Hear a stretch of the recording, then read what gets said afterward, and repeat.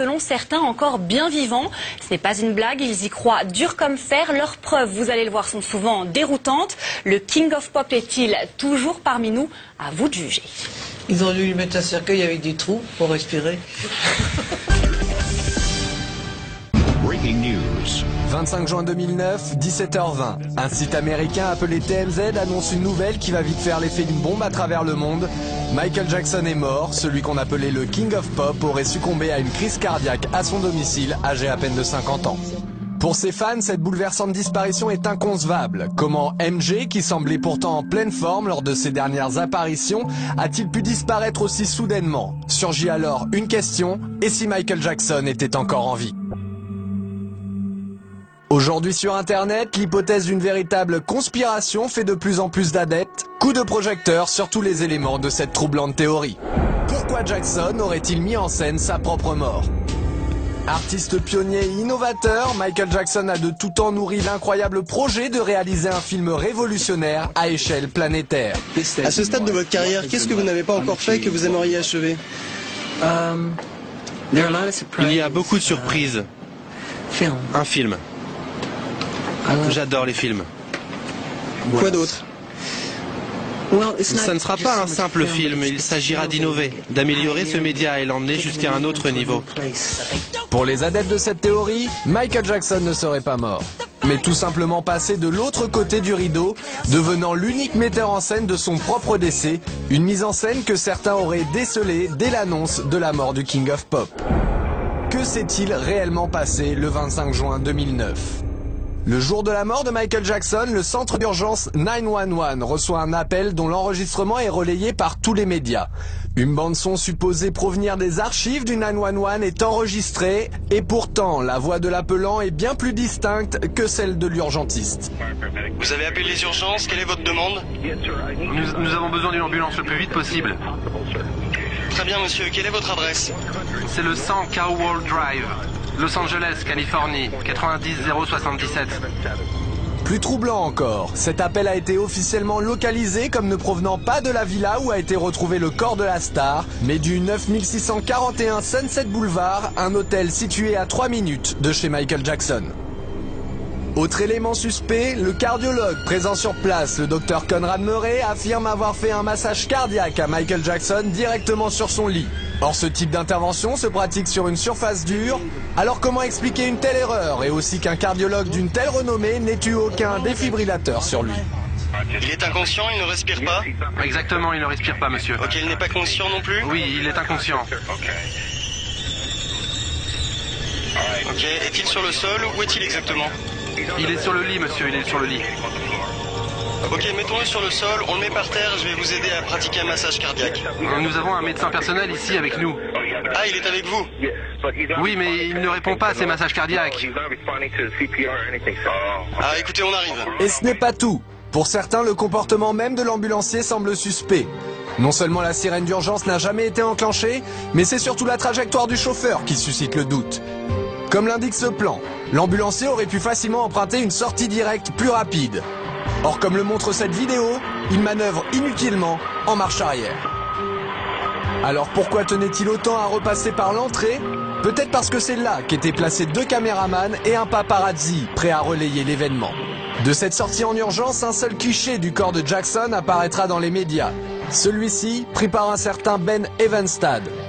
Comment se trouvait-il sur les lieux de l'événement? Des questions d'autant plus troublantes qu'on a retrouvé des photos de Ben Evenstad et Michael Jackson, visiblement amis de longue date. Les fans remarquent alors que sur le cliché fourni par le paparazzi, Michael paraît plus jeune de 10 ou 15 ans. Il ne leur en faudra pas plus pour retrouver 2 photos datant de 1980 et 1985 et qui ressemblent étrangement au fameux cliché. S'agit-il d'une photo truquée? Les images de l'ambulance auraient-elles été enregistrées? S'agirait-il vraiment d'un tournage de film? Une chose est sûre, Michael aurait voulu que la vérité à son sujet triomphe chez ses fans. Michael Jackson était-il présent à son propre enterrement? 7 juillet 2009, jour des funérailles de Michael Jackson. La foule vient se recueillir au Staples Center de Los Angeles, rendre un dernier hommage au roi de la pop. Parmi les invités, un homme au chapeau retient particulièrement l'attention des fans. Il le surnomme Hatman. Certains se posent la question, Michael Jackson en personne se serait-il mêlé aux invités? 4 septembre 2009, jour de l'enterrement au cimetière de Forest Lawn. Le mystérieux Hatman refait surface. L'homme reste en retrait, mais la place que lui accordent les autres invités à cette cérémonie suscite bien des spéculations. Qui est donc cet homme? Quant au personnel de la cérémonie, le clan des fans le considère tout aussi suspect. Les agents d'accueil, tout sourire en ce jour de deuil, donnent une impression de déjà-vu. Et pour cause, ils ne sont autres que les danseurs du spectacle This Is It. Le réalisateur Kenny Ortega et le chorégraphe Travis Payne sont d'ailleurs eux aussi présents. Ce sont eux qui coordonnent l'enterrement filmé en haute définition à la manière d'un film. Les fans remarquent aussi les photos prises par des paparazzis en hélicoptère, comme celle de ce chemin à droite de la voiture, qui n'existe pas vu du ciel. Ou encore cet arbre près des poubelles qui disparaît. Dès lors les questions se multiplient, y a-t-il d'autres différences entre le film officiel et la réalité? Même les messages laissés par les sœurs Jackson éveillent les soupçons. Michael, je t'aime profondément et j'ai hâte de te revoir jouer encore. Continue ta magie. Je t'aime tellement et j'attends avec impatience le moment de te revoir sur cette terre. Lorsque les fans se font rembourser leurs billets pour la tournée This Is It, ils reçoivent un livre souvenir. Ce livre est exactement le même que celui offert aux 17 000 invités du Staples Center à une différence près. Une photo de Jackson avec Elizabeth Taylor a été remplacée par une photo de lui, l'œil derrière une caméra. Une nouvelle preuve pour les fans. Qui est réellement le Dr Murray? Pour les fans, des doutes subsistent aussi quant à l'identité du fameux Dr Murray. Le médecin n'est pas certifié dans le répertoire des internes médicaux des États-Unis et lorsqu'on cherche son nom dans Google, aucun résultat ne s'affiche avant 2009. Certains vont même jusqu'à trouver un anagramme dans son nom complet, Conrad Robert Murray Don Murder by Contract. Les certificats de décès sont-ils des faux? Pas moins de 3 certificats de décès différents seraient en circulation. Aucun n'ont un code barre identique et aucun n'ont été signés par un médecin. Mais ce qui trouble les sceptiques, c'est le deuxième nom officiel de Michael Jackson sur les certificats, Joseph. Pour certains, Jackson s'appelait en réalité Michael Joe Jackson. De nombreux documents officiels viennent étayer cette théorie et Jackson se présente ainsi devant les tribunaux. Alors comment est-il possible qu'une erreur aussi importante se soit glissée sur chacun de ces actes officiels? Devant le nombre d'erreurs, la réponse reste entière.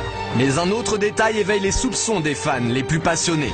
Lors de l'enterrement, ils remarquent que les 2 seules photos placées autour du cercueil sont issues de la pochette du disque Liberian Girl.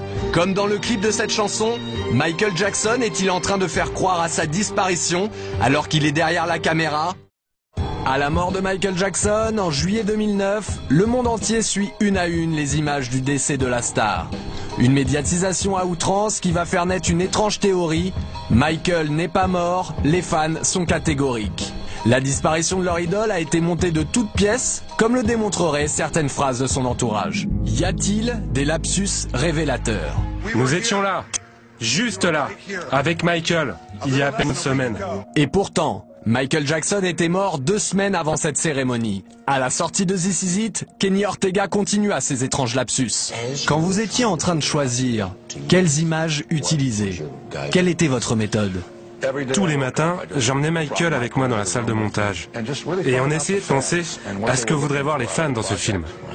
Pourtant, les images de This Is It n'ont jamais eu vocation à être montées pour le cinéma. Alors comment Michael Jackson aurait-il pu assister à ce montage? Et enfin, ces étranges témoignages de Frank DiLeo, le producteur de Michael Jackson, au présent, comme si Michael n'était jamais mort. Michael Jackson a toujours fait ce qu'il voulait. Vous vouliez voir Michael? Vous veniez. Michael est-il disponible? Vous veniez. Même chose aujourd'hui. Vous voulez voir Michael? Vous venez. Pour les fans, ces lapsus ne sont pas le fruit de l'émotion, mais les preuves d'une mise en scène précipitée et mal préparée. Les adeptes de la conspiration sont catégoriques, Jackson et ses complices sont en train de manipuler les images de la mort du King. Une passion pour l'illusion que la pop star aurait toujours su pratiquer. Michael manipule-t-il les images?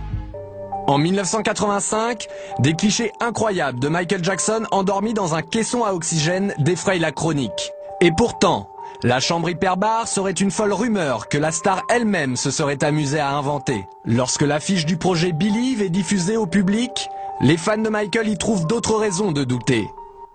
Michael continue-t-il de leur envoyer des messages? C'est ce que leur évoque l'inspiration du spectacle Believe, proche des contes favoris de Michael Jackson, comme Le Magicien d'Oz, l'incroyable histoire d'un magicien manipulateur dans lequel Michael Jackson a joué aux côtés de Diana Ross. Et enfin des coïncidences troublantes entre de célèbres affiches du King of Pop et celles de cet étrange spectacle de magie. La vérité se cache-t-elle derrière Believe?